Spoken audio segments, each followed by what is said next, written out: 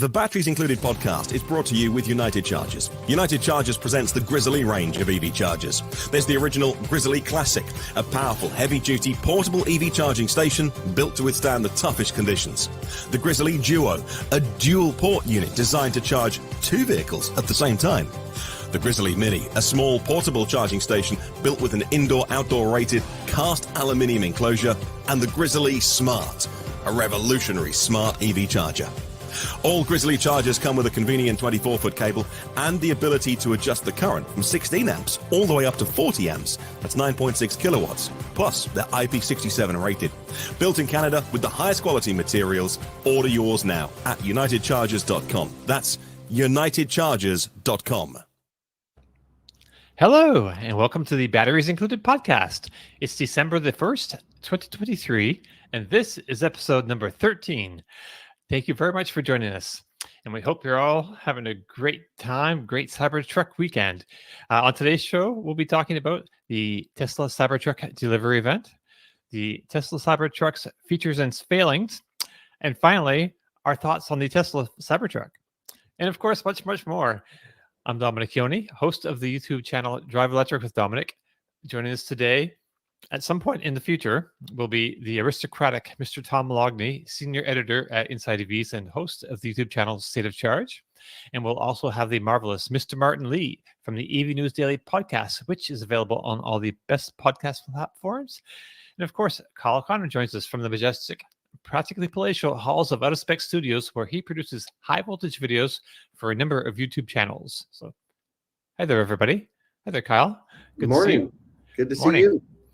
Right. So we've had to make a few time changes here. A lot of moving parts to this whole thing. So this is actually a recording that you're watching now, but we will be joining you live. It's all happening live. We're behind the scenes, most of us. Kyle will be on a plane actually when you're watching this. So that's that. Right. So if you haven't guessed it yet, the big news of the week is the launch of the Tesla Cybertruck. So it's been a long time coming, 2 years longer than originally promised, but now it's here. Yesterday, some 20 minutes or so after 2 o'clock in the afternoon, local time, Elon Musk drove a production Tesla Cybertruck onto the stage at the Gigafactory in Austin, Texas, and addressed the assembled crowd of Tesla faithful and shared some of the strengths and features of the Cybertruck. He said, actually, I can play you that whole thing while we're talking about it, but just go over here and mute that. Sorry, we kind of do miss Martin here at this point in the morning. Okay, here we are. All this piddling about. Maybe we can cut this out. I say leave it in. People should know what the back end process is like. The back end process is messy, let me tell you. Yeah, while you're getting this set up, I can talk about, sort of just so the audience knows, I was at the delivery event yesterday. So a lot of what we're going to talk about in this episode will be sort of what I experienced, what I was able to see, because just initially off the bat, it was totally different being there than watching it live, which, yeah, we'll get into all of this. Well, you were at the original Cybertruck launch too, right? Yes, I've been to both major Cybertruck events now. Awesome. Okay, so we got the screen. So this is what was playing on the screen. Elon drove the truck up on the stage, and then I think there was some opening remarks, and this video was playing anyway. Actually, at the beginning, he'll come up drive the truck onto the stage after this little intro part. That's right. It's been a long night here. Elon Musk drove the truck on stage, and he says he thinks this is Tesla's best product, and he talked about its toughness and utility. The video was shown, and you'll see that coming up here, of the body withstanding an attack from both a Tommy gun and a pistol. And then the Tesla head of design, Franz von Holzhausen, threw a baseball at the passenger side window of one, which didn't break like the one did at the reveal when he threw a metal ball at it. So they also showed it pulling a truck pull sledge, the full distance of the course, ahead of a Ford F-350. That's the big commercial beefy truck, a Rivian R1T, and a Ford F-150 Lightning. And then they also showed it beating a 2023 Porsche 911 in the quarter mile while towing a Porsche 911, which is always a great little gimmick. He didn't mention price or range during the presentation, but that information went on the website during the event. So we have that for you and much, much more. So basically, there are 3 versions planned. A rear-wheel drive version that will only ship in 2025 that offers 250 miles of range and is priced at $60,990. There's an all-wheel drive trim with 340 miles of range and is priced at $79,990. And the Cyber Beast version, which they say is good for 320 miles and costs $99,990. That's the tri-motor version that goes 0 to 60 in 2.6 seconds. So Kyle, you were there at the Gigafactory for all this presentation, and you stayed and talked to engineers, I think, until they kicked you out, basically. So what's like a top line thing that you think our audience should know about the Cybertruck?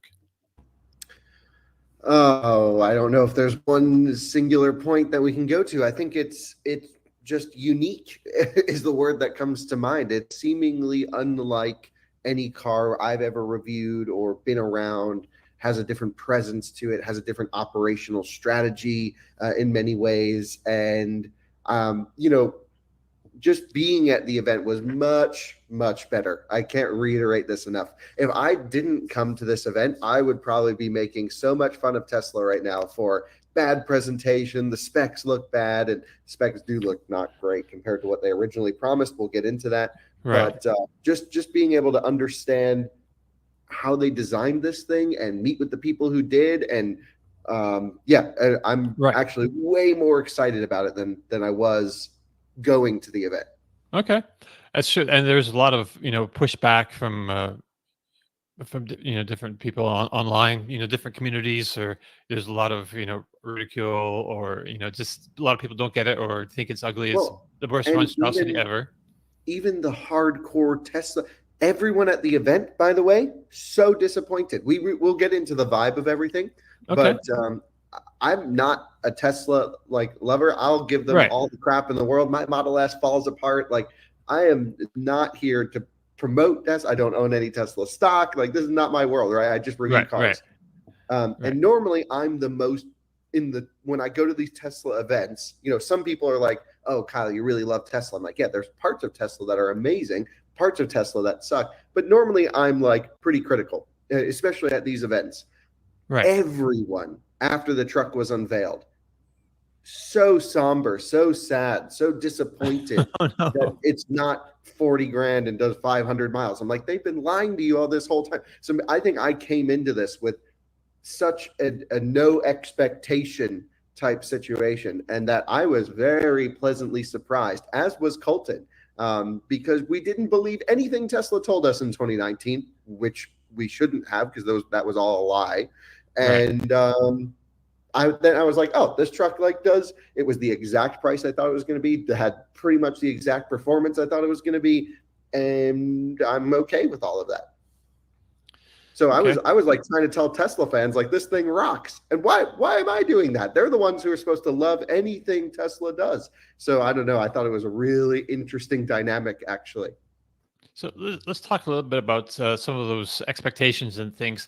So it's starting at $20,000 higher than originally planned, I guess, in 2019.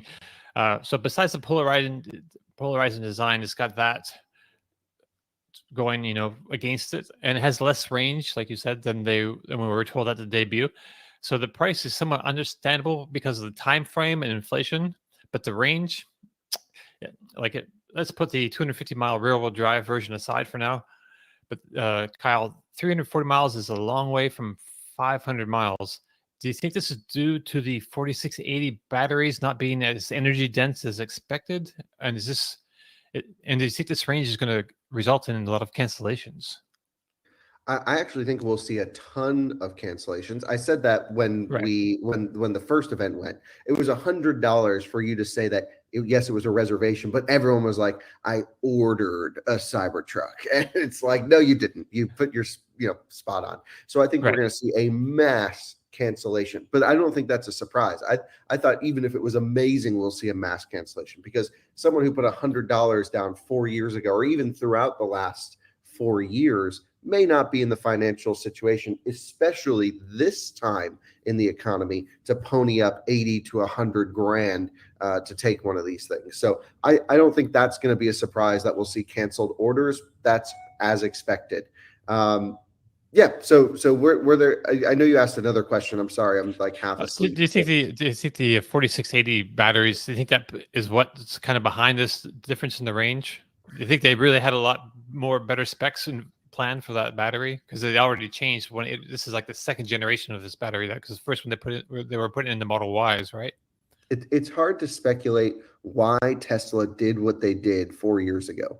The analogy I've been sort of wrapping my head around, or at least this is what I think happened, which is, a typical development cycle for a vehicle is 7 years traditionally.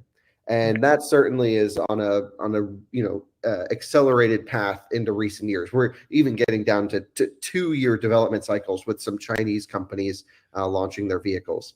Mm-hmm. Tesla, and every company, by the way, starts the development process of a vehicle years ahead of market introduction, or even the concept car phase, and all of these things. And there's a very calculated industry standard as to how to introduce a new car to market. You work on it internally, you make sure everything looks okay. You do typically a concept car or some sort of small announcement that this is not real, and then you gauge the market feedback. If the market feedback is as expected, then you continue down the path of engineering the vehicle, building the factory, tooling everything up, and then eventually entering series production. I think what Tesla did was they had their idea phase before even the concept car phase for most companies. And they had their design goals, or the goals that they wanted, the attributes of the vehicle to have, which would be, here's the range we want to hit, here's the charging we want to hit, here's all of these things that are stretch goals. This is what they want to engineer.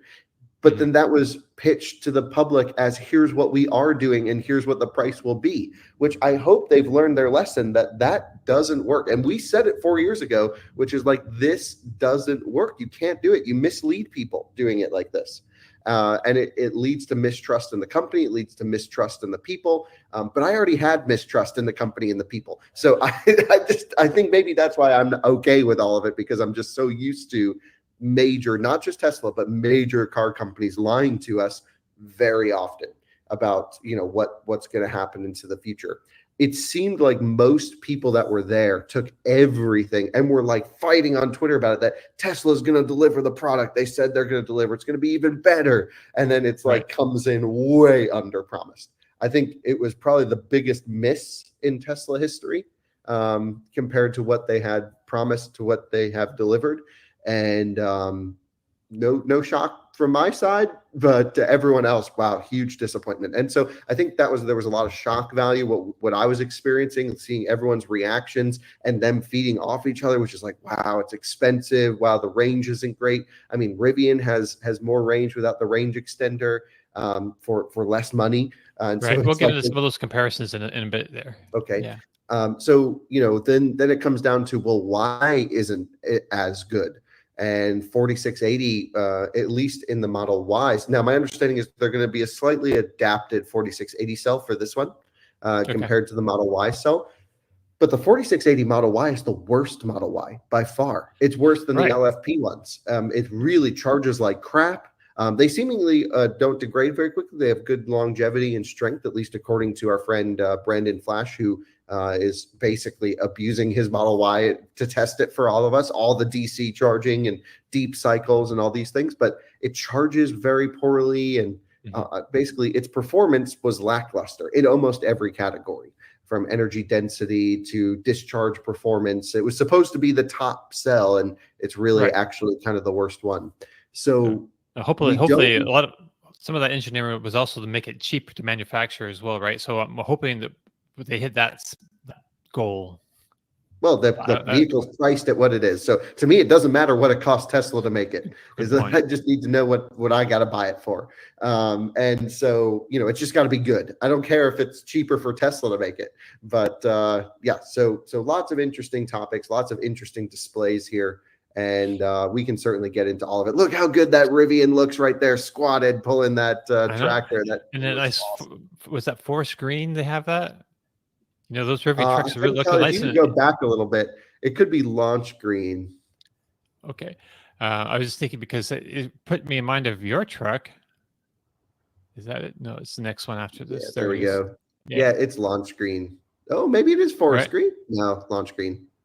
So that's the early one. So your Rivian was white originally, but just recently and you have a video this week actually with this little update to your vehicle. But I thought we just mention it here now that you mentioned the color. It looks great. I thought at first I didn't. So what color is it? It's a custom color that we did to match Porsche's NATO olive green. Okay. And then you also have some sort of not textures, but just lines and like patterning kind of very subtly in that as well. Yeah, we use some of the Rivian Rebelle Rally concept or vehicles as inspiration, and also some things I've taken from different concept car wraps. It's super subtle. If you just look at the truck from a distance, it looks green. But when you get up close to it, you start to notice these cool patterns, and it's all, custom printed color, custom printed design, all thanks to our friends at Test Bros and Rivian Bros in Chattanooga. We don't need to talk about it much on this podcast. We go back to Cybertruck. So with this like big fall in range, promised range, the solution seems to be a range extender. So in the past, that means like a whole internal combustion engine, but now this is a battery that sits in the back of the Cybertruck. It takes up a third of the bed. It's rumored to be $13,000. I'm hoping you can still hear me. Or no, $16,000. And they say, well, it will give you 470 miles of range, which is still 30 short. What is this? I'm demonstrating the Tesla Cybertruck range extender. Okay. This is a small wireless battery. Oh, I see. And this is my phone. Oh, nice. It's technology.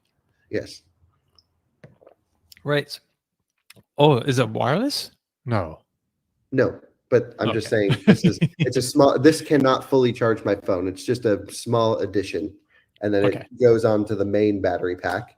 It has to be physically installed by the Tesla service center and uninstalled because it's close to 40 or 50 kilowatt hours and weighs probably 1,000 pounds, which eats into your payload, by the way. Right. 2,500 pound payload. So a ton and a quarter, but put this in the bed and you have like a 1,000 pounds less, I guess. So 1,500 pound payload. That's yeah, I'm not really sure what to make of all that exactly, but I guess people will. Do you think it will sell any range extenders? It seems like very few. I wouldn't be surprised if we never see the range extender. Okay. We can talk about it later. I think we should run through, sort of just the event, the specs, and then we can get into the accessories because we haven't really, to our audience, described the pricing or the specs or anything of this thing. And a lot of our viewers have not watched the presentation, I imagine. Okay. Well, we could have the. Okay. Do you want to compare it with the competition right now? Well, I think we should present what Cybertruck is. So, for example, Tesla has it on their website. So if I go to tesla.com, I can just roughly just get everyone to understand what the different versions are. And the specs. So the vehicle, just so everyone knows, was announced yesterday. Delivery started yesterday. Apparently 20 of them. I think we saw 10 being delivered, but we saw over 100 trucks throughout the whole Gigafactory Austin. And if everyone wants like a recount of the entire event, I'll of course have a video vlog of everything we're able to do. We had the whole entire factory to ourselves yesterday, and it was just really a much better experience than whatever you all watched online, which looked awful. Right. And like the presentation was the worst part of what we did. Right. So the 79,990 was exactly, I was spot on with the price. I was so thrilled because that's the most expensive you can make it, but still qualify for the federal tax credit. And so the dual motor will get the tax credit, built in America. I think the cells are built here in Texas, is my understanding. That's And right. so it's all very localized in terms of production. And so that will definitely qualify. And to me, the dual motor all-wheel drive version just seems like the sweet spot here. The rear-wheel Oh, yeah. drive, again, don't trust anything Tesla says. They've proven it to us many times. Will it be available in 2025 for $60,990? We don't know. That might Or just ever. Or disappear. ever. Right? Right. It might just disappear. A lot of times Elon will come out after a product is announced and launched, and he'll say, well, no, hardly anybody ordered this trim or this feature, so we're going to discontinue that, this, you save money or whatever. So I would focus on the ones that are available now, which are the dual motor. I saw both configurations yesterday. So all-wheel drive and the tri-motor Cyber Beast. And the dual motor, I think, is the sweet spot. For those who aren't on Twitter, Drew Baglino commented on some of my posts and confirmed some things we were interested. He's the senior vice president of Tesla Powertrain, I think is his title. Super nerd, basically, super cool guy. And he basically was confirming some things that I thought was interesting. So the front and rear motors have electromagnetic lockers, mechanical lockers, electromechanical lockers. So basically you'll have a physical diff lock in the front and a physical diff lock in the rear, which is fantastic. So I'm very thrilled with that. If you look at the direct competition to Rivian chose to put no lockers in their dual motor and instead rely on brakes to do torque vectoring, which I showed when I reviewed the new dual motor system doesn't work as well as you would want it to. Right. And so the Cybertruck, I think, just it's not nearly going to be as capable as the Rivian off-road, just based off the suspension, my guess. I don't know. We'll do all the testing. It has 2 more inches of total ground clearance than the Rivian, 17 inches in the Cybertruck. It's on 35-inch tires, just slightly bigger than the 34s that the Rivian is on. It might do as well off-road, but no sway bar disconnects. It's a much more basic suspension system in the Cybertruck when compared to Rivian. But and it's right around the same price as Rivian too. I just want to point out. Okay. Yep. Yeah. But having rear steer will make it more maneuverable, and there's lots of things that I'm excited about here with Cybertruck. But the front and rear locker is a big win. That is a huge win for someone like me who definitely, if we get one, we're gonna take it off road, do all the things like I do with my Rivian. So I'm excited about that. In the tri-motor variant, it will pretty much directly mimic the Hummer EV's drivetrain setup. You'll have a mechanical locker on the front axle. And then in the rear, where you have a non-mechanically linked 2-motor system, it will do a virtual locker, if you will. It will simulate some sort of torque management. And that tuning, no automaker has really dialed in up to this point. So we will do certainly all the tests of the virtual locker in the rear. We can do Rivian versus Hummer EV versus Cybertruck, and that'll be really, really great. So a few weeks ago, somebody filmed the Cybertruck prototype struggling a bit on the stair step at Hollister Hills, like an off-road park, I guess. The same steps that an F-150 Lightning was later shown going up with apparent ease. So I just want to mention this because the thing that matters in driving off-road a lot is mostly, I guess, is getting power to the wheels, which have traction at any given moment. So the best way to do that is with a physical differential locker. The F-150 Lightning has one on its back axle. Now, we don't know if it was engaged when the Cybertruck tried to go up the hills, but it does have these lockers front and back. Yeah, anyway, I think we can say it was not engaged because it was looking. I only watched the clip once, but it just looked really like poor performance from powertrain setup. I think they were trying to tune the brake calibration for brake-based torque vectoring rather than with a mechanical locker because. Having dual lockers, this thing should just walk right up that hill. Right.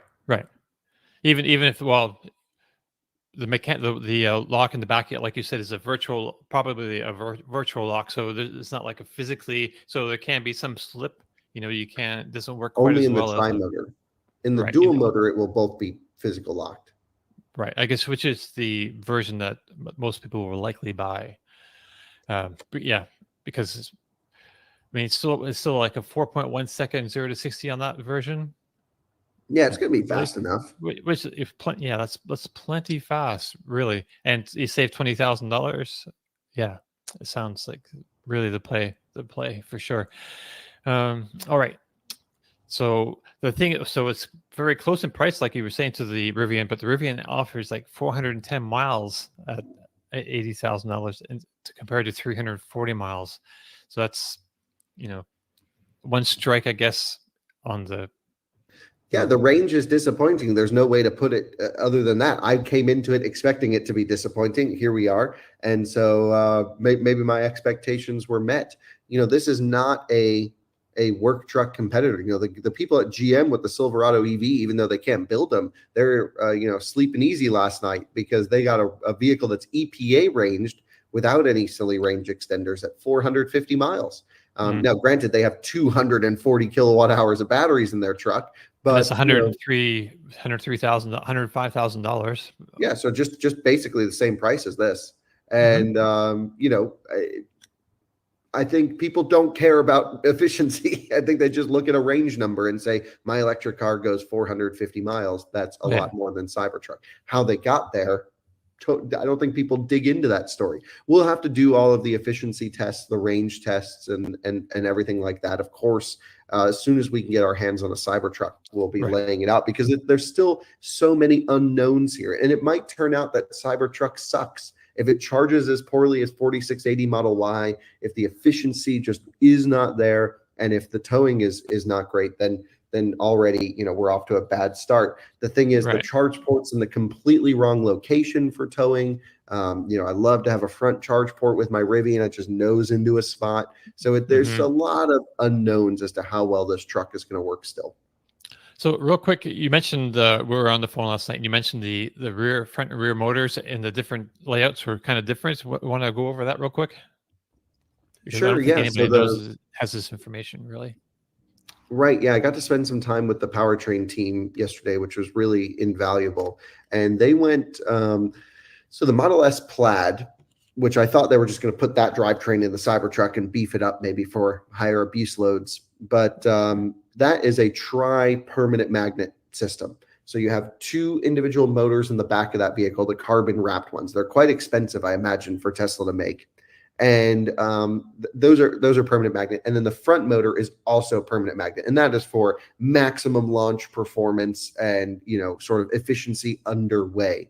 The thing is, though, with permanent magnets, when you're cruising 99% of the time, you're giving up a little bit of efficiency depending on how you control your back EMF without an induction motor or a clutch disconnect. And we're very familiar with the concept of clutch disconnects. Tesla is doing this with the Semi because they use all permanent magnet motors on the Semi and they disconnect the hardcore, low range, power motor when cruising on the highway. And I thought they were going to do a clutch disconnect on the Cybertruck as well because they were working on that technology for Semi, and I thought it would trickle down. It turns out they designed an entirely new rear drive unit for Cybertruck that I wouldn't be surprised if it makes its way into the Semi at some point in the future, because it is a full induction system. It's a dual motor in a single housing. So it has the inverter, reduction gear, and motors all in one for both axles, very similar to the Lucid Sapphire motor or the Tesla motor in terms of design concept of what components are there. It's just 3 times as big. I mean, it's massive. And it doesn't make as much power. And so I walked up to this thing and I'm like, this doesn't add up. What happened? And the guys were like, oh, it's an induction motor. Right. And induction motors generally are not as space efficient and certainly require a little bit more energy to get them spinning because you need to apply electricity to create a magnetic field to get them moving. So launch performance isn't as great, but there's 2 main benefits, maybe 3 main benefits to an induction system. Cost. Right. Less drag, less, sort of flux related losses. You don't require a clutch disconnect. You could still get benefit from a clutch disconnect because you're spinning a gearbox inside that motor and there is inertia and there is some losses, but it's not nearly, you have no sort of, flux losses, at least from like inside the motor creating drag because of a magnetic field. And the third, what was it? Reliability. Induction motors just kind of run forever. I mean, there's That's true, right? very, very little things to go wrong with induction motors. Not to say they don't, but most of the time, the things that do go wrong are like seals and cooling and all of these things. So, and there's also induction motors don't have rare earth metals, which that's right.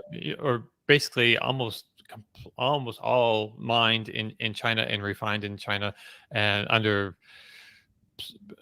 historically lax environmental conditions or whatever. So induction motors are thought to be more environmentally friendly too than permanent magnet I motors. just thought it was really interesting that they designed this new motor, and my guess is it'll make its way into semi and other products. But essentially, the tri-motor Cybertruck is going to be front. The front motor is the primary axle in that case. That's going to be doing the highway cruising, and the rear motor is just going to be there when you tip into the throttle. So it's going to be a very front wheel drive experience. Now, the tuning of the drivetrain, no question, Tesla's better at this than pretty much anyone except maybe Lucid. They're really going to dial in, I imagine, the way that the rear motor, you won't even notice it kicking in or kicking out. It's just going to feel very natural because, of course, there's no disconnect. It can just be on in an instant.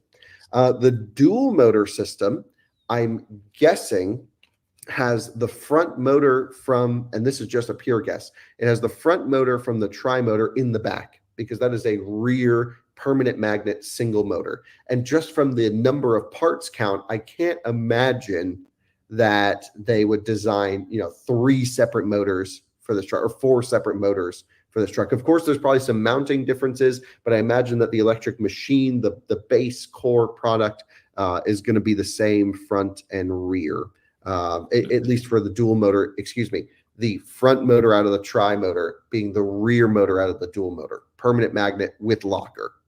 Right, just maybe in a different casing. Yeah, it could be. Of course, hard to say, but that wouldn't surprise me. We don't know that to be true. Right. But what we do know is that the dual motor has an induction front motor, single motor. So that's another new part that's being introduced here. And that is a very traditional setup. And that's how I personally would spec my vehicle: a rear primary axle that gives me all the power with a permanent magnet, that juicy hit off the line with a locker in the back.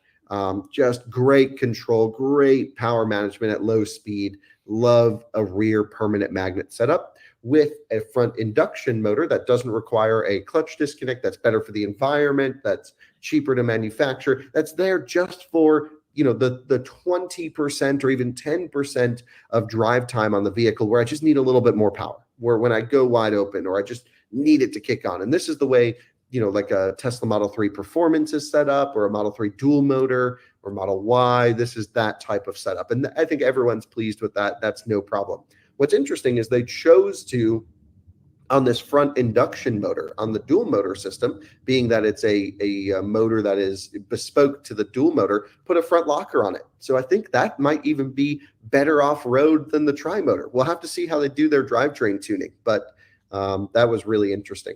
Some other points, just to run through them very quickly. It's an 800-volt system architecture, which is certainly as expected. We all knew that was coming. But what we didn't know was how was it going to interface with the existing superchargers that are capped at 500 volts. As a topic we've talked about with Lucid, with Hyundai, Kia, Genesis, with Taycan, interfacing with the existing charging infrastructure. And Tesla's solution is very similar to sort of Volkswagen Group's PPE, which is to do a split pack. And GM does this as well for Hummer EV, but in the opposite sense. Hummer EV basically splits to double the voltage. They go into series instead of parallel to get faster charging with lower current. Here, to adapt to older existing infrastructure, they're going to take their 800-volt system and turn them into 2 400-volt systems. How the tuning works, how they're going to run the AC compressor off of all of these things, and the other high voltage components still remains to be seen. But we'll certainly be testing that. But Drew at least confirmed it does split pack for existing infrastructure charging. So here's a question. So now we have the supercharger network right now is pretty much all version 3, so max of 250 kilowatt power. The version 4 is now being put in the ground, but using the power conversions, or the the equipment for version 3s. So basically, the version 4s are there, but they basically deliver the same power output as version 3s. So, but we expect version 4 to eventually have like was it 1,000 amps, 1,000 watts or volts, 1,000 amps, 1,000 volts? We're not sure what it'll be. I think it'll be Okay. close to 700 or 800 amps, probably peak. Okay. I don't think they'll be megawatt dispensers, Right. but I think they'll probably be 350 to 450 kilowatt maximum. But the Because voltage up around 1,000. yeah, but I don't know. The thing is, when everyone says 800 volts, we don't know if that means 680 or 950. Like, Right. and that's an Voltage is 800 volt. squishy, right? It's all over it changes. There's a whole range to voltage. Of course, and each car lives in a different one. So, like Lucid is notoriously extremely high voltage. It's closer to 900, right? Yeah, it's 926 full. And so, but then you have like Taycan, which is like, when you have a dead Taycan, you're like 640, but they're both 800 volt vehicles. So it's the class of car that they're in. So what I'm wondering is once they have like the higher voltage, superchargers out there, the Cybertruck should be able to charge faster if it could charge at its native 800 volt state then, right? Well, that would indicate that there would be a current limitation on the 400 volt cap situation. We also don't know if that 250 kilowatt max charging is there because of existing infrastructure, which there are certainly third-party chargers that can output way more power than what the superchargers can do. For example, we now have 400 kilowatt chargers installed in the ground in the US running right now that can do 600 amps at high voltage. And so, they can do it. Just this week, I think Lotus, the car company Lotus, owned by Geely, announced they have, I think it was a 450 kilowatt. Yeah, and they have a 480 kilowatt in China. Right. It's true. So it's like, the high power charging is no problem. You can put as many. I charged on like a 3 megawatt station once, but you only use what the car requests. So it doesn't matter. So all of these things we need to find out. I don't know why they would rate the vehicle based off of what the infrastructure can do, other than just to set customer expectations when they use superchargers. But that was a real disappointment to me, was only 250 kilowatt charging. We're talking about a battery that's over 100 kilowatt hours that is going up against Silverado EV that can charge at 365 kilowatts. And here it is coming in well underperforming in the charging category, which is not unusual for Tesla recently. Tesla vehicles have not been charging well recently. The curves have been weak, and that's, I guess, nothing really new, but people don't realize how great some of these other cars are charging on the market. What does it mean for longevity? What does it mean for warranty? I'm not sure, but this is the main area I'm initially disappointed by without testing. Is knowing the limitations of 4680 Model Y, seeing the specs for this vehicle. I don't think it's going to charge that great. Right. So maybe not the best road tripper. I guess we'll find out, because you know what? Tom Malogny was suggesting last night that we go cross country in the three of us, possibly in the Cybertruck, Ford F-150 Lightning, and maybe a Rivian or a Silverado or a Hummer, whatever we can get our hands on. Well, don't worry, we'll be doing it one way or another, because we do Race to Vegas with all of these things. So if you want to do cross country, count me in. Sounds like a blast. That's what I was thinking. That'd be a freaking great time, and we can meet all along the way. That'd be so fun. It's got to be a race. We don't have time to talk to people. No, okay, we can't compare them if we're sitting around. We'll have to hash that out. So getting back to charging, they didn't say anything about the charging during the presentation, which is kind of a bad sign to me, right? So because you talk up your strengths. So on the website they only say up to 128 minutes or 28 miles added in 15 minutes. I don't know if that's a great number or not. I don't know. No, it doesn't really. But again, that's based off of, I think, 428 watt hour per mile is what the EPA rating is. So just over 2 miles per kilowatt hour, which doesn't particularly seem that efficient. Right. And that, I'm not sure if that's confirmed, but that was just a number that I saw on Twitter. Someone screenshotted from a website to gauge that. So we can gauge rough battery pack capacity. I haven't done the calculations. I just saw it a few minutes ago, but I'm sure someone in the comments will mention it. And so, yeah, the thing is, that seems, it just seems so underperforming to what they initially delivered. I understand everyone's disappointment. I'm not to say it's not justified. Right. Tesla blatantly straight up lied to everyone 4 years ago, probably knowingly. I can't prove that, of course, that this is not going to happen. And that was my take on it at the time, which was, okay, whatever, ugly, weird truck launches with, outer space specs. Believe it when I see it. And of course, it didn't happen. But so I saw a picture of a screenshot or a picture of the screen taken while it was being charged. It was at 71%.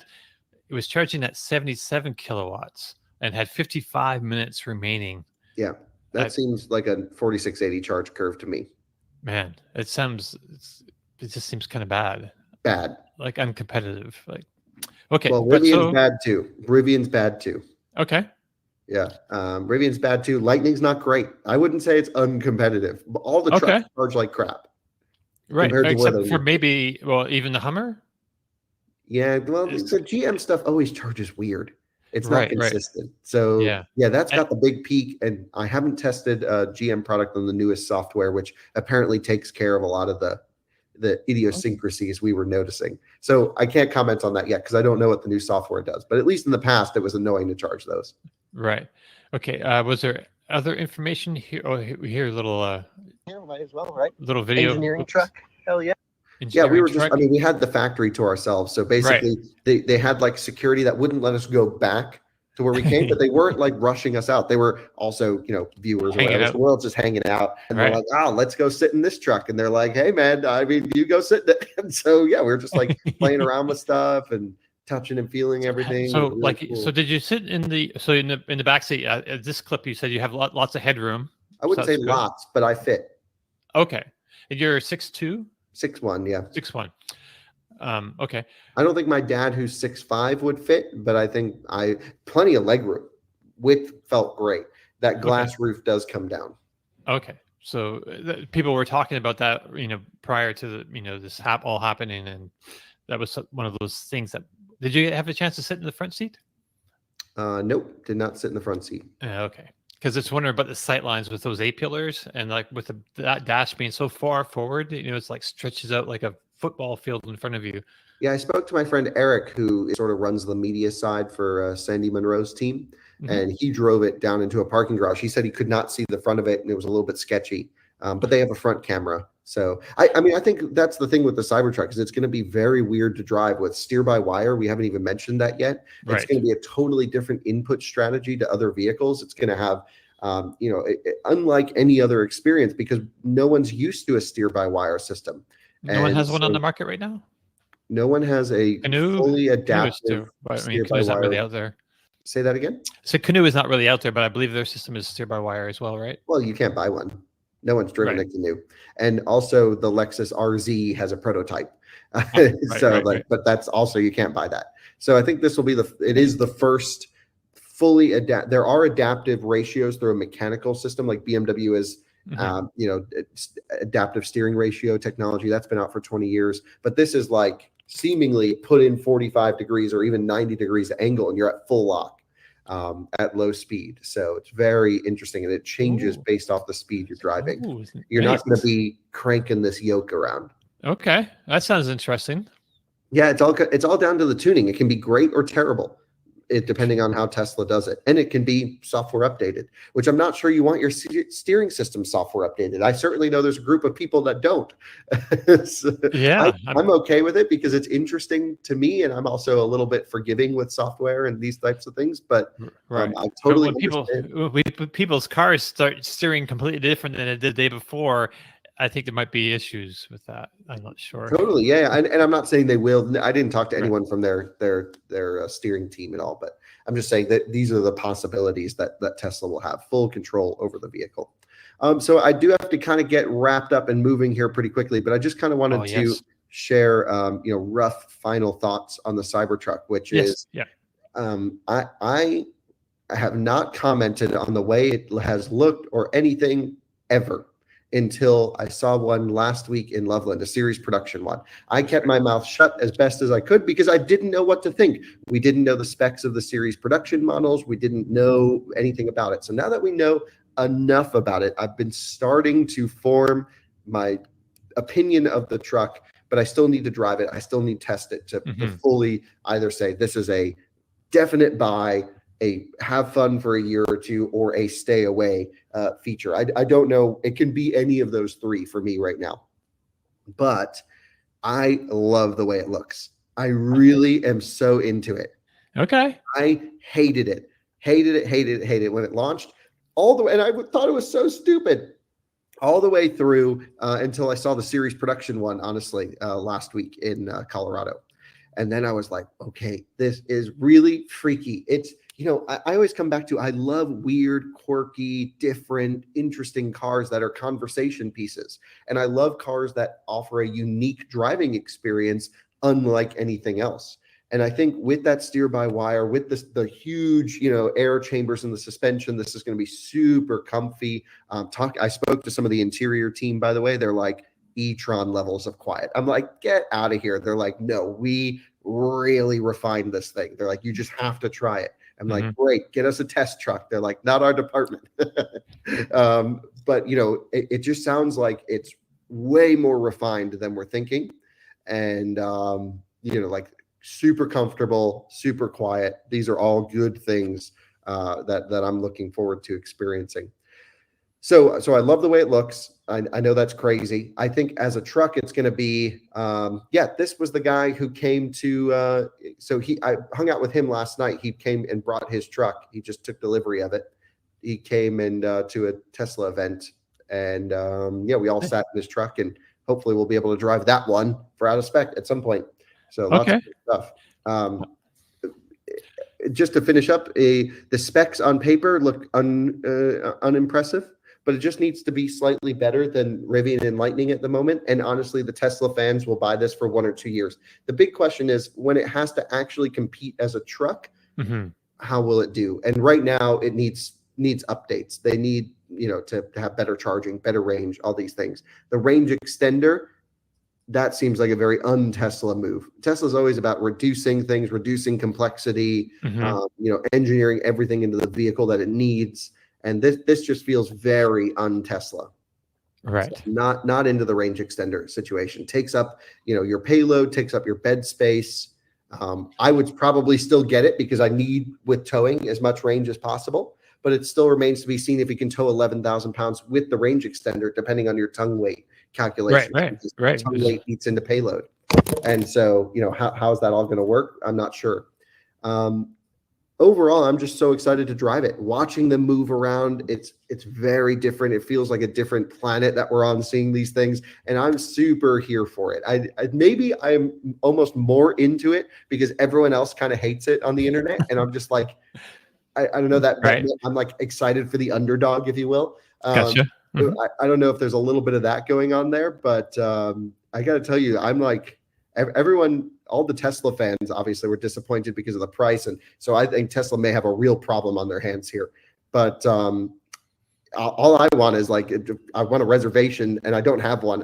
Everyone thinks I reserved one. I don't have one reserved. I got to buy a used one or something. Tom might have a lead on something we're talking yesterday a little bit. Yeah, I mean, I've had so many viewers reach out who are early on the list, and it's basically whoever's the first one is where we're going. Okay. So whoever takes delivery, let me know. We'll film it and write you a check as a thank you. But yeah, just so excited. Really, that's all. I just can't wait to drive it. So we still don't know. Can't make a final decision, but I'm pretty into it. Okay. Well, I mean, there's still a few other things that we can talk about with Martin and Tom and get their opinions here, which we'll do in a moment. But yeah, so thanks for coming on so early and recording this with me now and getting all those details out there. Any word when the first deliveries after this happen? Do we have to wait until 2024? That's what I was thinking. Like, okay, is this it for the year? Right. I don't think we know, and it would not surprise me if that's the case. But hopefully, we actually start to see them going out and making their way to service centers and entering the process and doing the thing. I'm not sure if the early owners had to sign anything that said people can't test their vehicles or show them off or say things. Like I said, someone drove straight from this event to the Tesla after party, which is where like everyone who didn't go to the event was hanging out here in Austin. And I mean, he was letting people in the truck check. It didn't seem like there were any restrictions or anything like that. I'd be surprised if they made general customers do that, but Yeah, overall, no, I don't think so. yeah. Overall, I wouldn't say I'm thrilled, but I'm excited, and I loved how open the engineers were to talk to us about the trucks. That was the whole purpose of going. I learned so much, more than I could ever put into a podcast, just because of time. And yeah, we have no lack of content with the Cybertruck for sure. All right. Well, again, thank you very much for that. And now we'll turn it back over to Dominic with Tom Martin. All right.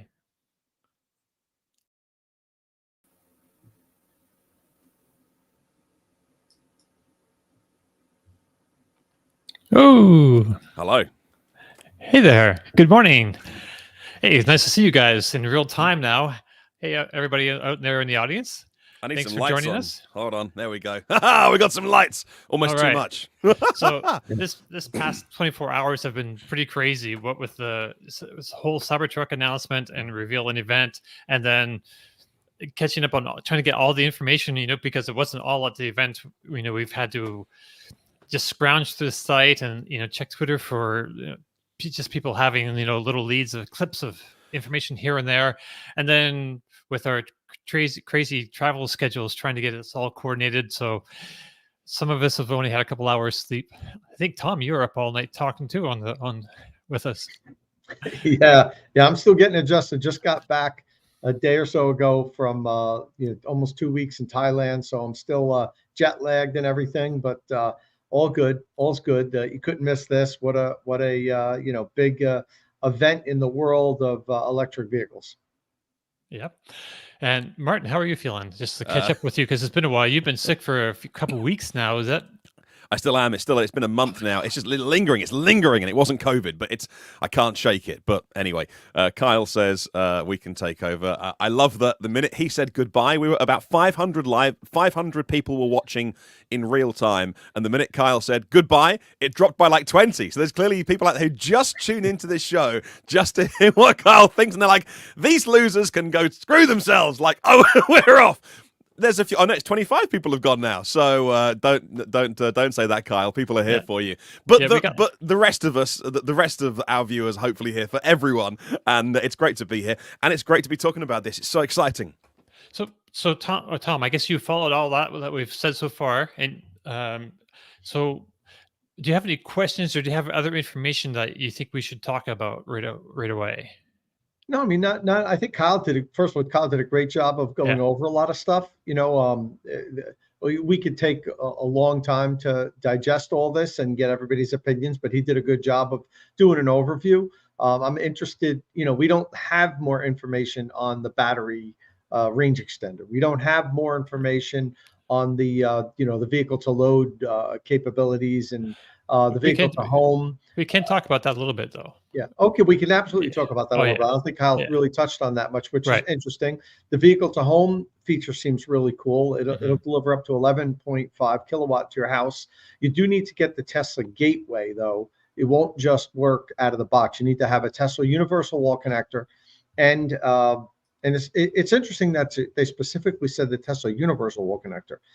They didn't say, the Tesla wall connector. So they said the Tesla universal wall connector and the Tesla gateway. If you have an existing Tesla Powerwall system, then it already has the gateway. So you don't need to get that. But if you don't have that, Kyle just posted. Also, I have V2H info and how it'll work with NACS. Okay, good. We'll have to hit on this next week a little bit more then, Kyle. But so that's a cool feature, and I love how they show it charging Ford F-150 Lightning on the side of the road. Revenge. Exactly. They're returning the favor. If you remember, Ford, when they were introducing the Lightning, showed the Lightning rescuing Teslas on the side of the road. So that's all good. Good gamesmanship there. That's fun. To see them doing that. But so I mean, that's good that it has that feature. It's got 4 outlets, 2 inside the truck and then 2 in the back of the cab. Interesting, they don't have any in the front at all, which is a good place to have an outlet. I've actually used mine in my front many times. So it's interesting that Tesla didn't stick one up there, up in the front. Very good to, like, I've used it when I'm working outside with battery powered tools, and I have my chargers in there charging the batteries as I go. You could put them in the back too. It's just depending on how you have the truck parked. It's good to have outlets at all points of the vehicle if you're using it for work. So yeah, no, good stuff. I know we're going to get into opinions and everything. I'll do a quick overview. It is disappointing. You can't say that, it's not, Tesla didn't deliver what they had said they were going to deliver. All that said, I still want one. As a content creator, it's content gold to have something like this. So I'm going to go through with my reservation. It's 30,000 more. I was intending on getting the dual motor version all along, which they originally said was it 49? No, it was $50,000. Now it's 80,000.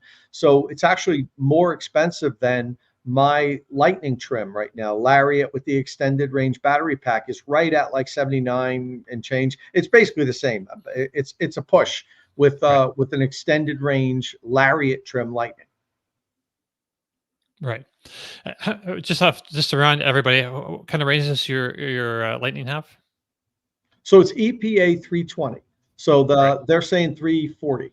So it's a little bit more EPA range. It'll be interesting to get these things side by side and do a real world range comparison test, because I think it'll be close. We'll see. That's going to be interesting. Somebody mentioned about the frunk. Yeah, the frunk is really tiny. That's a big disappointment on my end as well. You guys know I talk a lot about how much I love the mega power front on the Lightning. It's so ridiculously useful, and that thing looks tiny. What was the capacity of it? Do you know the frunk? Yeah, the frunk. How many cubic No one feet? mentioned the frunk. I think it was not mentioned. Half the size of the F-150 Lightning by liters. Because the F-150 is 14.1 cubic feet. So you're that's probably how you looking measure at around 7. Yep. Somewhere around there. Just replying. Somebody's asking if I have a Cybertruck reservation, and I do not. Yeah, I think the specs. I think the specs are super interesting that you didn't really go through with Kyle. Rightly so, because you want to hear about the experience and getting a tour. And incidentally, can I say, I mean, just amazing that the engineers. And I always say this about Tesla: they get judged on Elon Musk, and yet, like all car companies, I judge Toyota on their crud marketing and trying to say EVs are rubbish.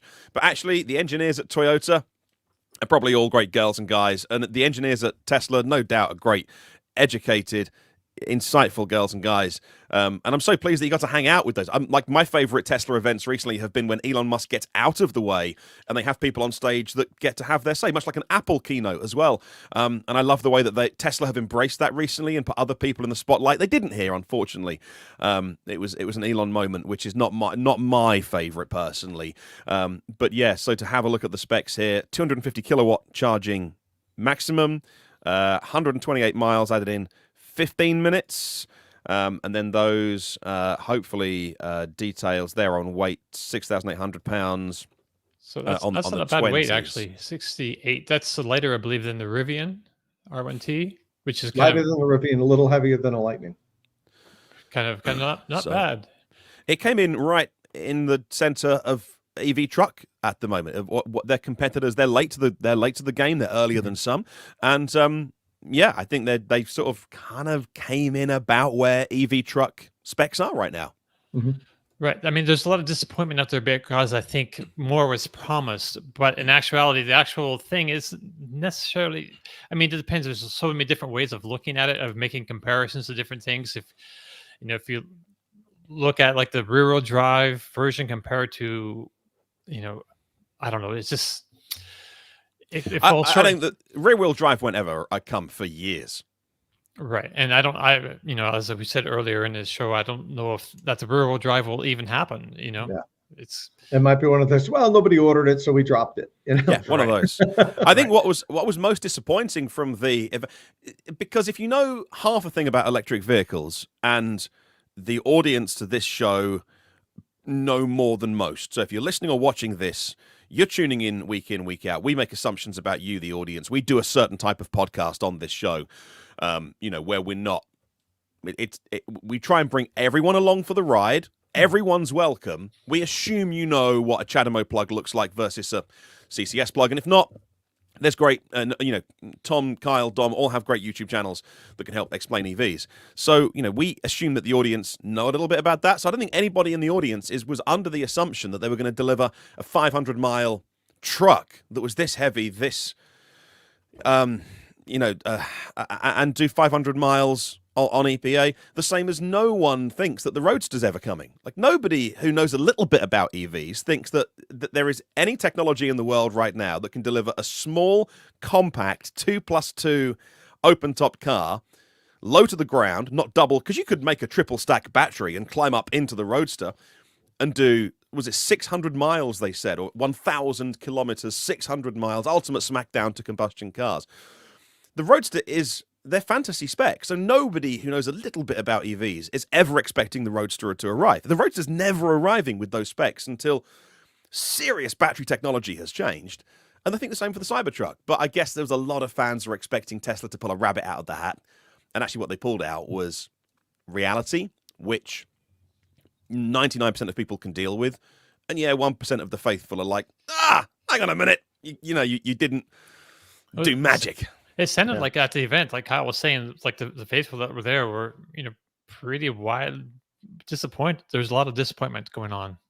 Which I haven't really delved into the Twitter sphere where a lot of the Tesla fans kind of hang out nowadays. So I'm not really sure the sentiment over there. I know I followed Threads a lot yesterday, and the sentiment there is mostly negative because these are not Tesla fans for the most part right now, and there's a lot of reactionary reactive statements just because of the hot water that Elon himself has been in and his close association with Tesla. So it's just like a negative sentiment generally over there anyway. So I'm wondering who's left to buy it? Like, how disappointed are the Tesla faithful? Like, they had over 1 million, maybe 1.5 million reservations. 2 million, on the trackers out there that claim that they know said 2 million. Okay. Elon Musk said on the most recent earnings call over 1 million. So that could be 1,000,001, could be 2 million. But that's the most official guidance that we have from Tesla on a regulated earnings call is over 1 million. Okay. Yeah, so it's going to be really interesting to see how that evolves going forward. We don't have any visibility into the cancellations. I'm pretty sure that Elon's not going to talk up that. But of course, you never know. No, that's not happening. I think the cost and the range are the two biggest things that people are going to be bothered by. Everything else, it doesn't seem like he fell short on too much. But the fact that they came out big 4 years ago and was like, it's going to go 500 miles, it's going to cost $40,000. Now, most people realize that the lowest cost version wasn't going to be the one that goes the furthest. But he did give the tri-motor, the dual motor, the pricing back then, and we know the world changed a lot in that. Over that period, vehicles all went up. Electric vehicles, in particular, Ford had like 3 or 4 price increases. But then, as the supply chain started to I guess even out, they lowered the price. They came back down to earth, and now the prices are kind of similar to what they were when the Lightning first launched, except for the lowest Pro trim, which we said many times was just way too cheap. $40,000 for the Pro was just, we said it on the podcast. I even said it to Darren Palmer and even Jim Farley to his face. You have to be losing money on that thing because you can't sell a vehicle for $40,000 with even the small battery. And he kind of said, well, the Lightning range of vehicles will be profitable. Like he kind of admitted that, the lowest one, we're not going to make money on that. So we expected the price to go up, but $30,000 more for the dual motor. That's a big pill to swallow. And then, if it was 30,000 more and it went 500 miles, you could say, well, look at it, it outpaces everything on the market, but it really doesn't range wise. It's pretty much, just fits right in there with Lightning and Silverado EV has even more range. So, It's interesting. I still want one though. That's the thing. It's a shiny new toy, and I think a lot of people are going to still want them. But I think once that initial wave of people that maybe have enough money to put into something that maybe they don't need dies out, it's going to be really interesting to see how this competes with the existing trucks out there, with Silverado, with Ford's T3, which is going to be out in a year and a half or so. Rev. The Lightning was there. Let's rush to market. Let's get an electric truck out there. Let's learn a little bit about this. Lightning. T3 is the vehicle, the truck that Ford really is putting a lot of their eggs in the basket for, and that's a year and a half away. We'll probably start hearing a lot about it in less than a year and a half. So, how quickly is Tesla going to be able to ramp up production of these? That's going to be real. That's what I really want to know, is how quickly will he be able to get this into serious volume production? I think it's going to take a while. I mean, anybody who knows anything about manufacturing just looks at this and says, Jesus, it's going to take them a long time to be able to pump thousands of these out every week. Let's see, maybe Tesla will pull the rabbit out of the hat and quicker than we think, but I don't think we're going to get high volumes of deliveries till, maybe the end of next year. I hope I'm wrong, but let's see. I think there's so much we need to digest with this, as Tom said, and there's a lot we need to work out and to filter out the noise and to work out what really matters from this. Because everybody who is almost paid to comment on these things, like websites, podcasts, YouTubes, channels, they all want to have an answer. Like Marquez Brownlee said, 123 kilowatt hour battery. And yeah, there's a Tesla blog that I like that's like 144 kilowatt hour battery. And Tesla haven't said. Now, they also have some efficiency figures on their website in the small print that's very like dark gray on a black background. And you can work backwards from that. And that would suggest it's more like 144 with a big battery. And don't know where Marquez gets 123 from. Maybe he was told. So everybody wants to have an answer on this already. And we just don't know stuff. So I would urge some caution. 123 sounds pretty reasonable, though. And I wouldn't be surprised if that's the usable. But yeah. But so usually I'll look through the EPA documents because everybody has to apply for each model year. They have to apply to the EPA for a certificate to have their cars licensed, and they don't have the Cybertruck up there yet. But when they do, I'm checking it like every day, looking for that, and I will definitely let everyone know what the number is. Which brings me on to, I'm glad you mentioned that, Dom, like a couple of my thoughts on last night. Now, I'm so pleased Kyle mentioned it. I've seen nobody else mention this anywhere. The show was a disaster last night. It was real amateur hour. It was like a high school production. There was no lights on Elon, so you could see his body up to here, and there was nothing above it. He was very poorly briefed. So the people around him, my experience of working with very high net worth individuals and very powerful people, and my experience of being around those people and seeing who are around them, it takes a real special stage manager, director, PA to say, no, that's wrong. Stand here, don't do that. To direct people like this, everybody there would be scared to say, you're standing in the wrong place, Elon, or have an earpiece to go, because he went, oh, let's jump on the top of the Cybertruck, and he did. And he was in the darkness. Like, the whole thing was a disaster. Now, look, I watch Apple keynotes all the time, and Tim Cook, one of the most powerful people in tech, he gets it right. That was the Halloween keynote. I watched the Polestar keynote that was about an hour long 2 weeks ago. That was beautifully, it was in front of a massive live audience, beautifully presented, really well done. And this brings back to one of the points that I say very often if you haven't heard it. Tesla is not the minnow. Tesla's not the upstart. Tesla is not the scrappy punk trying to... Tesla is the biggest, you can say BYD, 770 billion market cap today, but BYD also make plug-in hybrids as well, and they sell more combined with EVs. But Tesla's the biggest pure EV seller in the world. Tesla is at the top table. Tesla are doing it best. They're making some of the best stuff. They're the biggest company.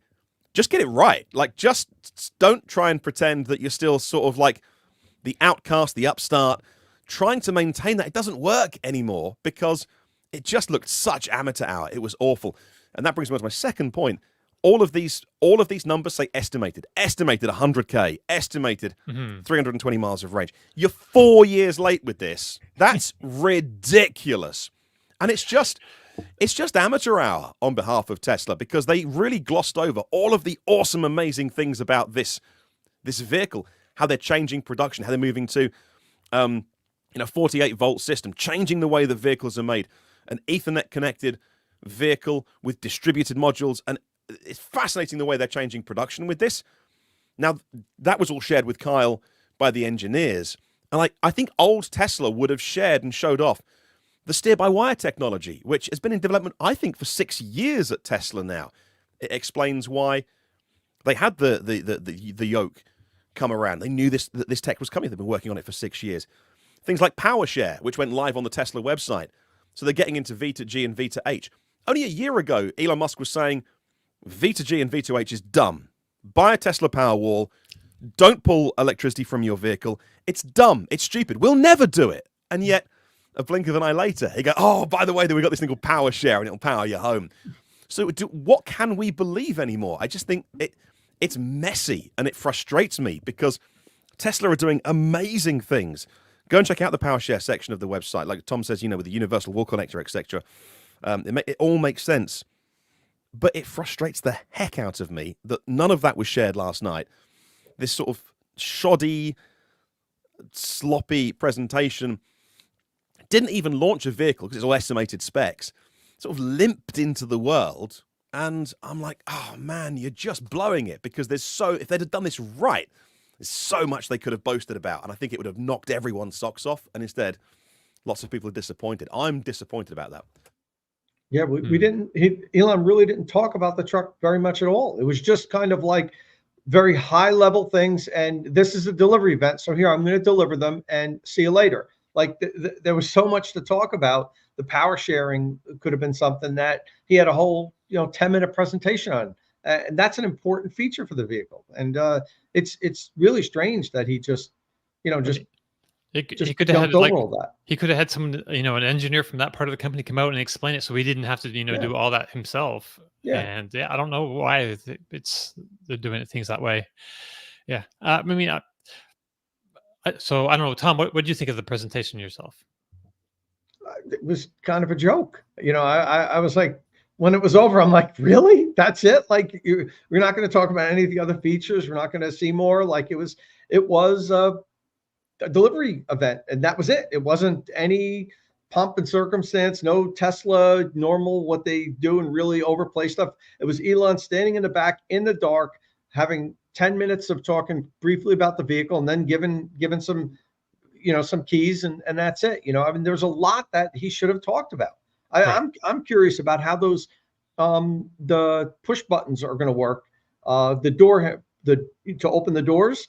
When it's froze, when it's, I walk out to my truck in the morning, there could be a 1/4 inch of ice on the window and on the windowsill where those buttons are.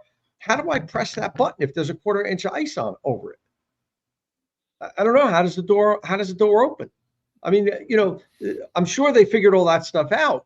So tell us in this presentation, talk a little bit about the little things. You might notice we have these strange little buttons here, but don't worry. We did extensive cold weather testing. This is how it works. So there's a heater in there, a melt meter. I don't know how they're going to get around that. Do they expect us to go out there and just chop the ice, bang it, and break the ice to be able to press that button? There's a lot to know about. It's such a unique vehicle and such an interesting vehicle. That was a terrible job at explaining it and giving us some information about it. It was a delivery event. That was it. Right. Can I? I guess we shouldn't have expected more because that's what they called it, but we were all expecting more. Can I also ask them to stop throwing things and shooting things at it? The joke was done 4 years ago. I don't care. Like, if you genuinely need a vehicle because you're worried about being shot, then you need more than a Cybertruck, my friend. You need a tank or a personal bodyguard. And that comes back to my frustration with this whole event last night. Again, they're like, hey, Franz, throw a ball at the window, which was a baseball or a rubber ball or something. And it's that was a big fail, I thought. And I'm like, I guess they were making fun of themselves with that. There could but be no one laughed. Other... Yeah, but nobody in the room laughed. It wasn't a funny joke. Baseball. You couldn't break any car window with a baseball. So, and all this whole kind of, we shot it with a pistol and a Tommy gun, and Joe Rogan shot an arrow at it. No one cares. They are reading the room where this isn't driven by Elon or marketing or whatever. Literally nobody is buying that truck because they shot things at it. The joke's done, was done 4 years ago. Stop it, Tesla. Nobody cares. My worry about them reading the room so wrong is they always read the room so right. Remember those, especially the launches that I know semi-launch and the Roadster coming out the back of it, and like the crap so moment. Yeah, like right. if only they had the tech to build the Roadster, but never mind. But like and also, you go way back and you watch those events where they showed off Model S battery swapping, and yeah, I know that people in the comments will say that he did that to get subsidies in California, and I understand all the arguments around battery swapping. But you go back to those early events, it felt like they were changing the world, like moving the needle, and it was exciting. And oh man, I got to be part of this thing called Tesla. And you watched last night, and you're like, maybe I'm an outlier. It didn't talk about any of the things I'm really excited about with Cybertruck, and was like, oh, you had the world tuning in, and all that people are talking about is the range sucks and the price sucks. But again, like I said, the viewers and listeners to this podcast have half a brain, and they knew it was going to be that. So I don't think anyone should have been surprised at range and price.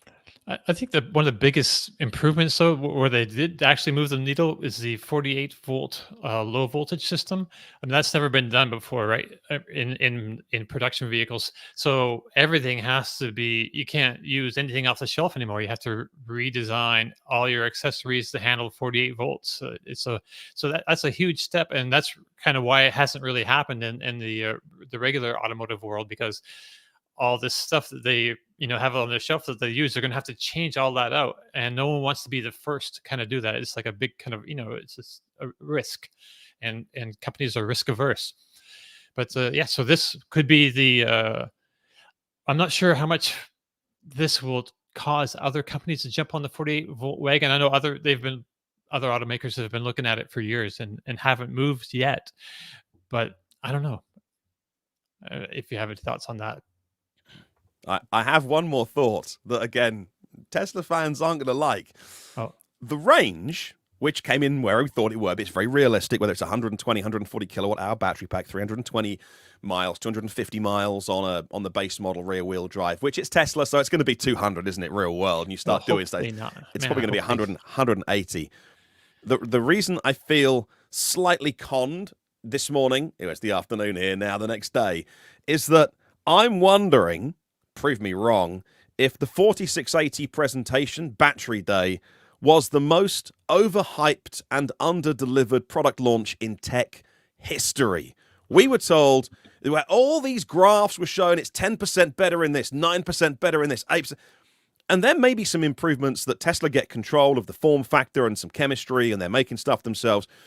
And the fact that a car company, because Tesla has for a long time been into making cells themselves. Like, people don't realize how long the raw materials have been showing up at the Nevada Gigafactory, and they've been doing that stuff. Like, they've got more knowledge than any other car company. So that always surprises people. Tesla's not new to making cells and batteries, but that event promised us a next generation vehicle. And as Kyle mentioned in his segment, that our friend Brandon has got a 4680 Model Y. It's garbage. He says on his channel, it charges like garbage. This thing's awful. And yeah, you might say, well, they're onto their second generation 4680 cells, which they are. But are they? If they're going in the Cybertruck, like, that is 2170 levels of performance that are being delivered there. What changed? And I'm not criticizing Tesla for wanting to make their own cells, and the 4680 form factor might be better for them, blah, blah, blah. But we were told on that day, we all tuned in, we all came away from that going like, wow, they've really got something here. And they blatantly didn't. It's all smoke and mirrors, isn't it?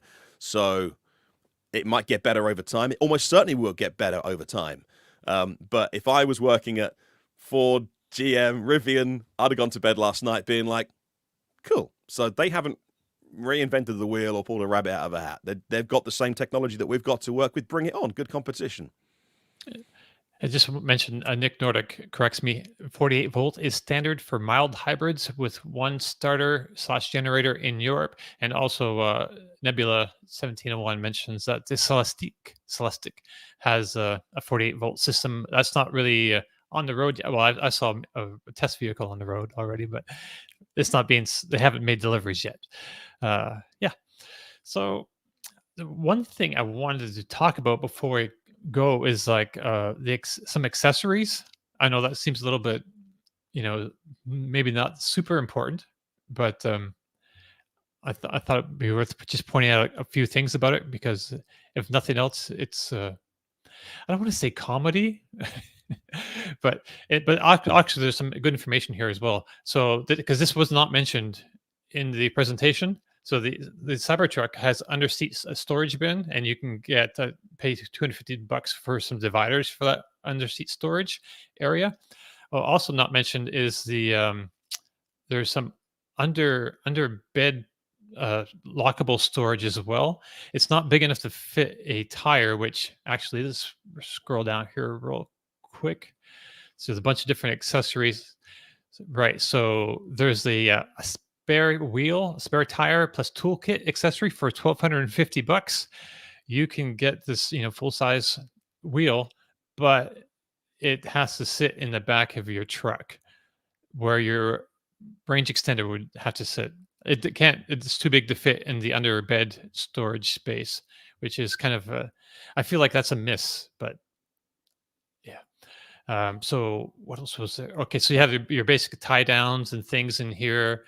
All right, the base camp, $3,000 tent for the back of your truck. Now, I'm sure they will sell some of these, and you don't need poles. I guess you can just plug it into an air compressor, and it just blows up, and you just have those two poles on the front to hold up the foyer flap thing there, and it looks pretty good. But man, and it folds up and sits into your truck like that. But $2,900. That's, I don't know if y'all. And this is one other thing. So they've mentioned this in the past. So you can get the Cybertruck in different colors.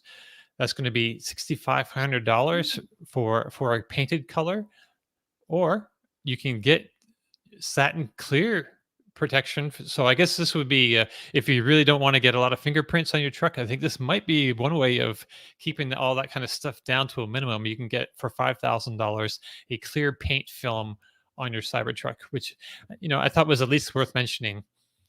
Yeah, you have your crossbars on the front. We've seen those bumper protectors. I don't even know what that's about, but I don't know. That tailgate ramp doesn't look nearly as cool as the one they had on the original when they had the original Cybertruck event. If you remember, it looked really futuristic. Now it just looks like a regular ramp. Hey, Tom, before we go, I know we're on a bit of a time limit today. Before we go, have you got any final thoughts on the range extender? Or any more thinking about that? Because it really confuses me. Like, obviously, you have to go to as Kyle mentioned, it's going to be between £700 and £1,000. Yeah. It's going to be a service. You can't lift that. So service center appointment. But people are saying, can I have it in my garage and use it vehicle to home, vehicle to grid? But, you don't want to mess around with 800 volts. That's going to give you a really bad day if you stick your finger in the wrong hole, so to speak. So have any more thoughts on how that could possibly integrate? How it could, does it have like cooling inside it and thermal management? Like, what's the deal? I mean, it has to have some sort of cooling and thermal management. So there has to be some kind of connections that pump glycol through. I don't know. I think it would almost have to. Imagine that in the heat. It's black in the back of the truck. Driving in Arizona in the summer when it's 110 degrees and the sun baking on it, and the battery is going to be roasting at like 180, 190 degrees. It's going to feel like that's what like pavement gets out there. So it has to have some sort of thermal management in it. I don't know. I have no idea how to work. If you want to use it at home, like you're saying for on-site energy storage, it'd be a great dual use for it.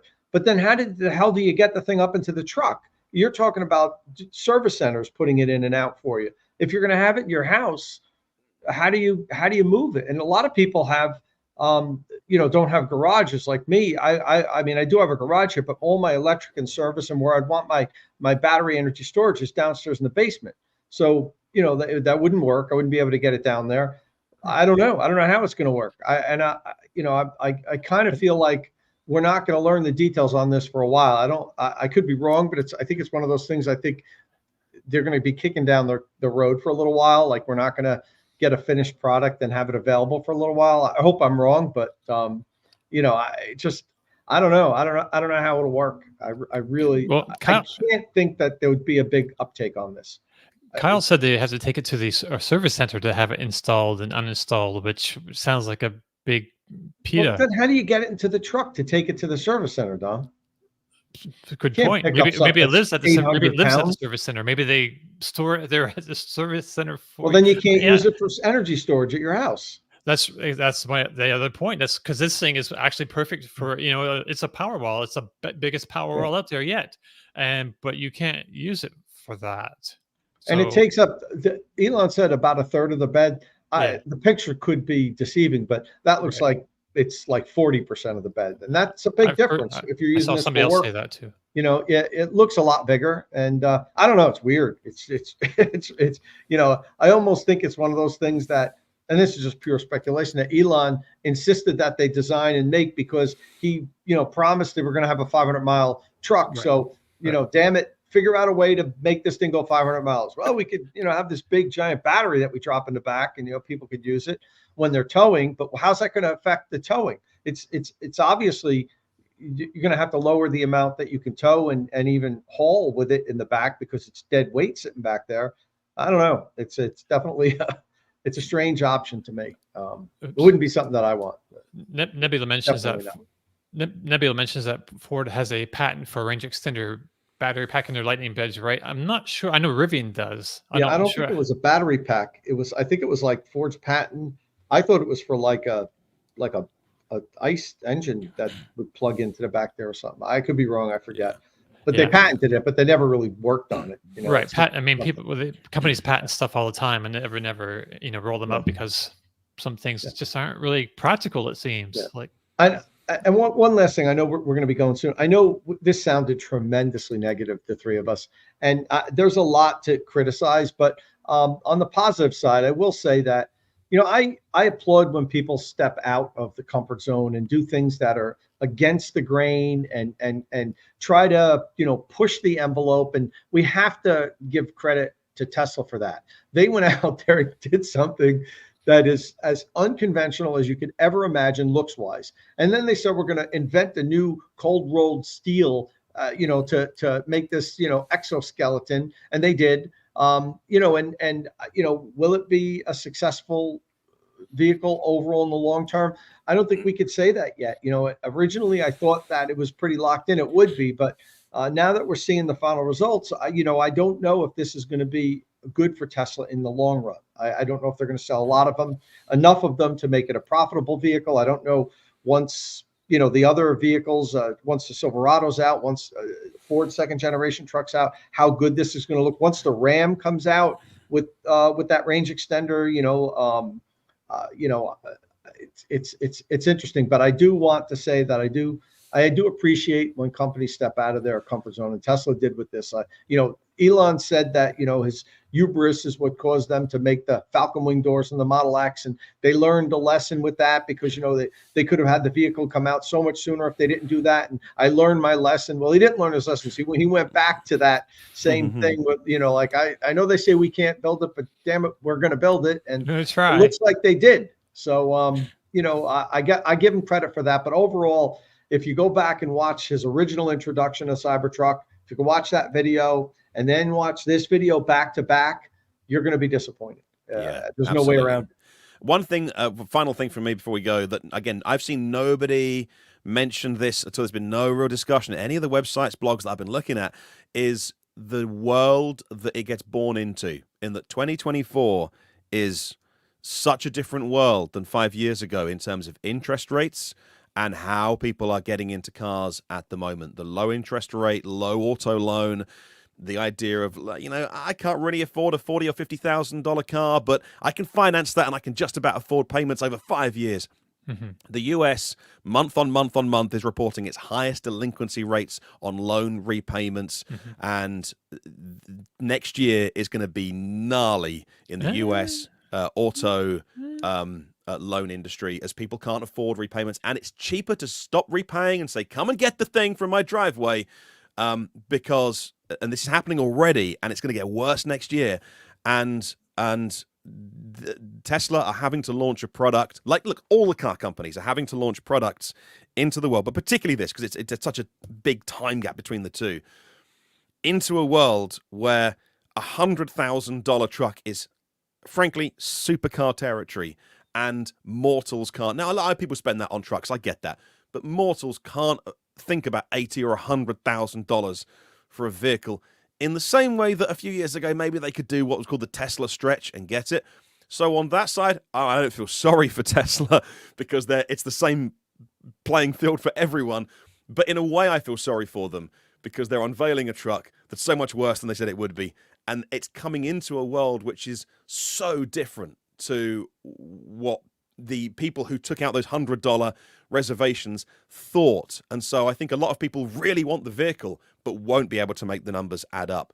And it might be they have to wait, 1, 2, 3 years for finances to change, and then they'll get one or get a used one or something like that. So I think I haven't seen that discussion had properly yet either. And I do feel for Tesla in that way. And Dom, one last thing before I turn it over to you to wrap things up.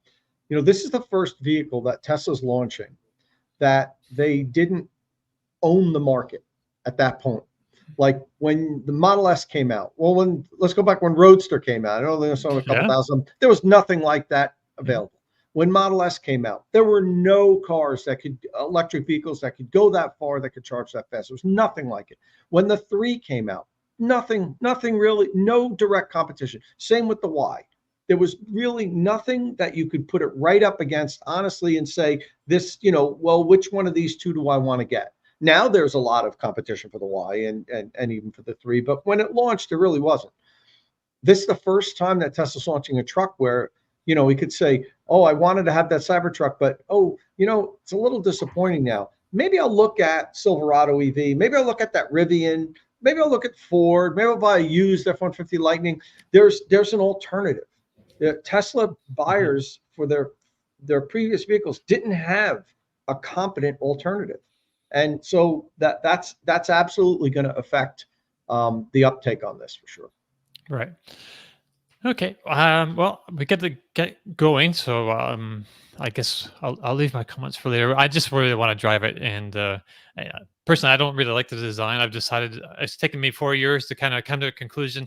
I don't like the proportions. I don't mind the stainless steel and the shape, but just the way the proportions look, it looks kind of wrong to me. I don't know. Anyway, more of that in the future. So that brings us to the end of this show. If you have any questions or comments, please leave them below or get in touch with us on the social media platform of your choice. Don't forget, if you like the show, please give us a thumbs up, click subscribe, tap that bell icon for notifications. Thank you all very much for joining. We really appreciate having you here with us, and we'll see you all again next time. Ciao.